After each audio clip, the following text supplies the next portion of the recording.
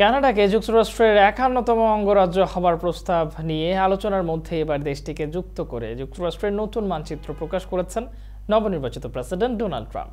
কানাডাকে যুক্তরাষ্ট্রের সঙ্গে একীভূত হবার অর্থনৈতিক হুমকি দেওয়ার কয়েক ঘন্টার মধ্যেই এই মানচিত্রের ছবি প্রকাশ করলেন ট্রাম্প। ৭ জানুয়ারি নিজের সামাজিক যোগাযোগ মাধ্যম সোশ্যাল ট্রুথে কানাডাকে যুক্ত করে যুক্তরাষ্ট্রের একটি মানচিত্রের ছবি দিয়ে ক্যাপশনে ট্রাম্প লেখেন, ওহ কানাডা। এর আগে যুক্তরাষ্ট্রের প্রেসিডেন্ট নির্বাচনে রিপাবলিকান প্রার্থীকে আনুষ্ঠানিকভাবে বিজয়ী ঘোষণার কয়েক ঘন্টা পর ফ্লোরিডায় নিজের বাড়িতে প্রেস কনফারেন্সে কানাডার ব্যাপারে আলোচনা করেন ট্রাম্প। তিনি বলেন, আপনি কৃত্রিম সীমান্ত থেকে মুক্তি নিন, এরপর দেখুন বিষয়টি দেখতে কেমন লাগে।